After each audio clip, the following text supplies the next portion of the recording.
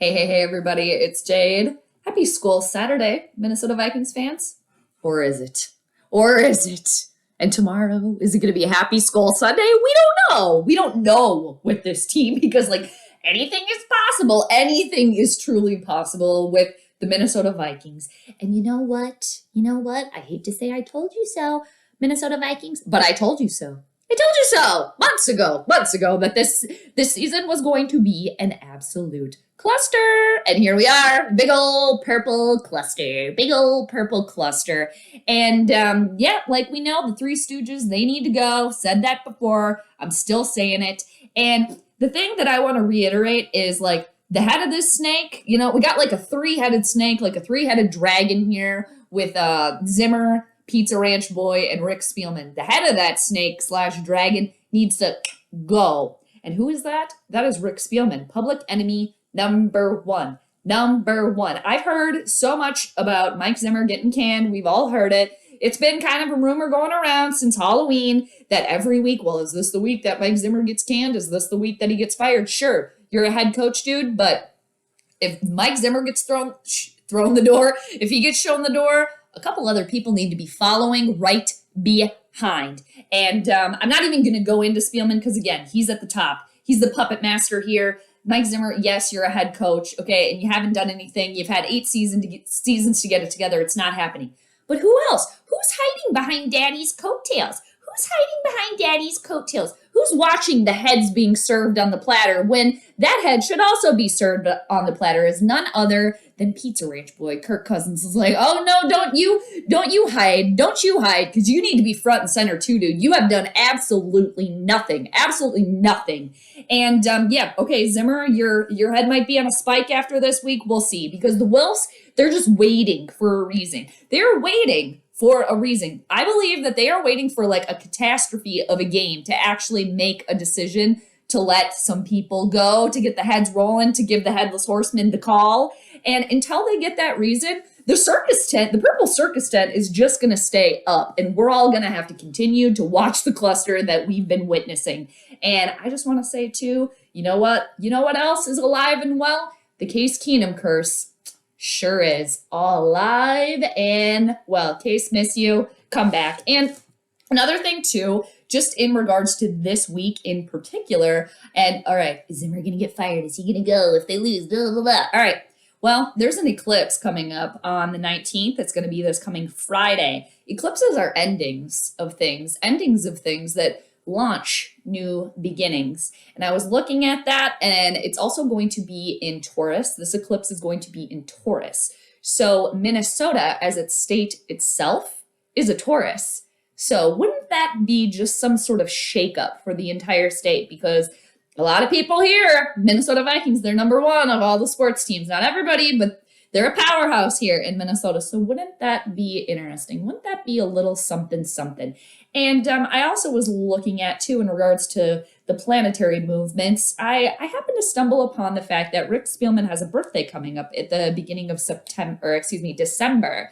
So when he has that birthday, he will be going into what's called a 12th house perfection year. You can base that on what age you are. So depending on the age you are, the year that you're in until your next birthday can kind of have a different theme depending on how old you are. So Rick Spielman will be going into an age 59 that has a perfection year with a theme of endings. Something to take note of. I definitely took note of it. And so back to this entire team, though. The entire team is questionable. That's why I said months ago that this team was going nowhere. There's no depth, no actual leadership at all, and nobody on this team takes accountability whatsoever for anything. And here we are watching them sit at 3-5. And I'm looking at my notes here because I got a couple pages of notes here, people. So the entire team is questionable.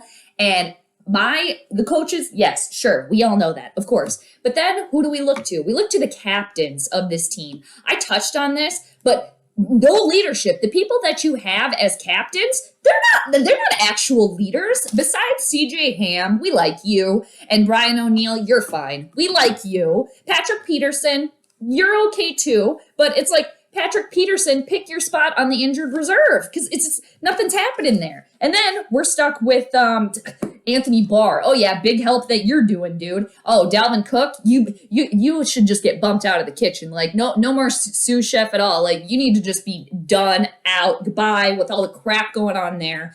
And then Kirk, let me go cower in the corner, Cousins. Yeah. Nice leadership you're doing, dude. And then who else do we have here? Oh, Harrison, I got hit with COVID. Smith. All right. And of course he can't help that, can't help that he got COVID, whatever. But, he's one of the captains that chose not to get vaccinated. So he's now going to be missing his second game. Oh, that's really great. Really, really nice. And then we got Adam.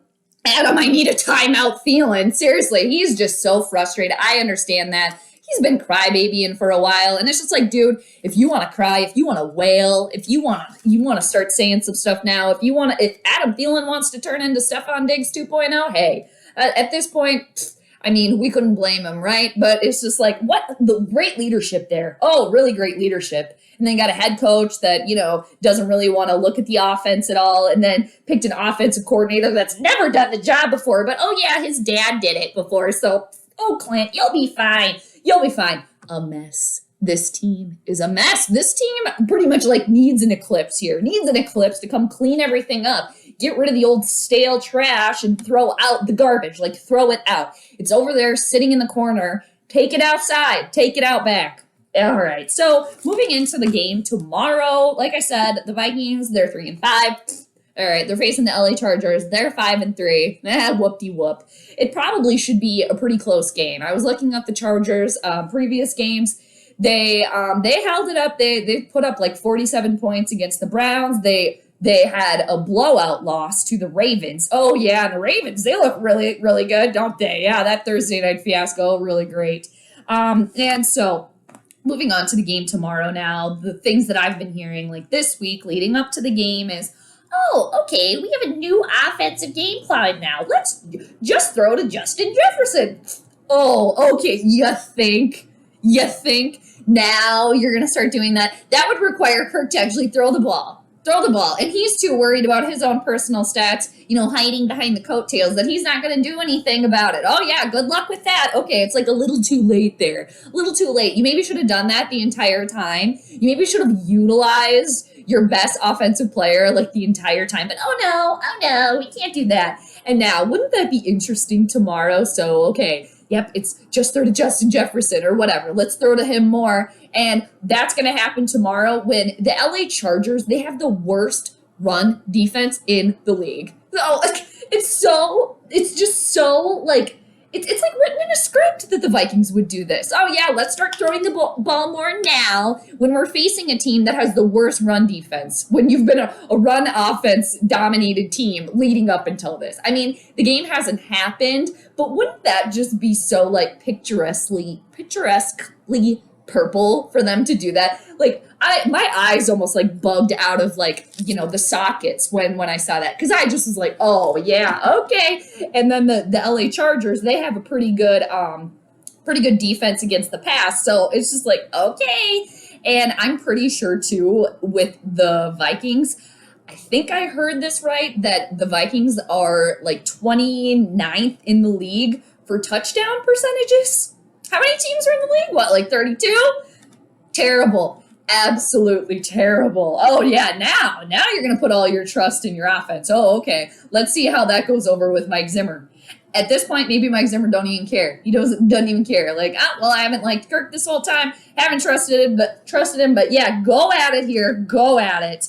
And so tomorrow, too, there's going to be, obviously, like I said, no Harrison Smith, no Anthony Barr. Oh, we got two captains out right there. Patrick Peterson also out. Okay. And then there's going to be no Michael Pierce either. And it sounds like I think he's put on the IR possibly, but he's going to miss up to 3 more games now too. A lot of purple problems here. It's time for a change, isn't it? It's time for a change. It's been time for a long time. And again, as we all know, anything can happen with this team. And for the game tomorrow, I'm going to make a pick. I made a pick here, and I will share it with you momentarily. But, I mean, even experts don't even know what to make with the Vikings. I mean, the Vikings don't even know who they are at this point in time. So, like, how are we even supposed to, like, know? I mean, not like we actually are, but anything could happen any given Sunday. Okay, sure. So, for tomorrow, I think that honestly, I think something, I'm like, I don't even know. Like, I don't even know. And it'll probably be it'll probably be a wild one because it always is with this team. Seriously, I just like this point need a break, but here we are. We're gonna keep going. So for tomorrow, this circus is gonna continue if they win. It's gonna keep continuing. And it's not like I want the team to lose. I don't want the team to lose, but I've said this before. If a loss is going to be the catalyst for some real change within the Minnesota Vikings, then, and at this point, they're 3-5. So, like, what's another loss? Right? It's terrible to cheer for a team that you really like, that you love, to lose. And again, I'm not cheering for them to lose. I am cheering for them to win the big one day. And they're never going to do it with what they got going on now. So change needs to happen. So as far as the game tomorrow, I'm going to go with the Chargers winning this one. And I know all the money and like all the money is going to the Chargers. So that just is like setting it up perfectly for the Minnesota Vikings to go in there and win. But I'm just going to say that the Chargers are going to win tomorrow. I'm going to pick a score of 27-17, a little bit of a 10-point differential there. And like I said, I'm going to be live streaming tomorrow, so please join. I'm going to pop on early, probably about 2:45 to do a little planetary pregame. Going to look at the planets, what they're doing, and then we can see how that will affect the game. So if you would like to join, again, stop by. I will be there. And everybody, thanks so much for joining me. Let me know what you think. I love it. In the comments, let me know. You guys are great at that. So until tomorrow, I hope you have a great rest of your Saturday. And until then, peace out. P.S. Mar, hello, how are you? Are you watching? Did you get it figured out? What's Kitty up to? She's still hanging out? Miss you both. Hope you're doing well. All righty. Okay, everybody. I'll check you on the flip side. Later.